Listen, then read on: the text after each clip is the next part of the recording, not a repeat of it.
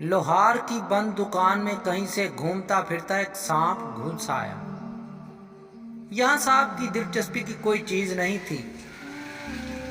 उसका जिस्म वहां पड़ी एक आरी से टकरा कर बहुत मामूली सा जख्मी हो गया। घबराहट में सांप ने पलटकर आरी पर पूरी कुव्वत से डंक मारा। सांप के मुंह से खून बहना शुरू हो गया। अगली बार सांप ने अपनी सोच के मुताबिक आरी के गिर्द लिपट कर उसे जकड़ कर और दम घोट कर मारने की कोशिश की।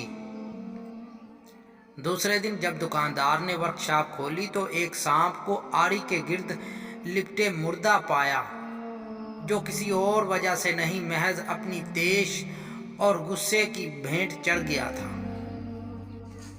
बाज़ औक़ात गुस्से में हम दूसरों को नुकसान पहुंचाने की कोशिश करते हैं, मगर वक्त गुजरने के बाद हमें पता चलता है कि हमने अपने आप का ही नुकसान किया है। अच्छी जिंदगी के लिए बाज़ औक़ात हमें कुछ चीज़ों को, कुछ लोगों को, कुछ हादसात को, कुछ कामों को, कुछ बातों को नज़रअंदाज करना चाहिए। अपने आप को जहानत के साथ नज़रअंदाज करने का आदी बनाएं। ज़रूरी नहीं कि हम हर अमल का एक ही रद्द अमल दिखाएं। हमारे कुछ रद्द अमल हमें महज नुकसान ही नहीं देंगे, बल्कि हो सकता है हमारी जान भी ले लें। तो दोस्तों, सबसे बड़ी कुव्वत बर्दाश्त है।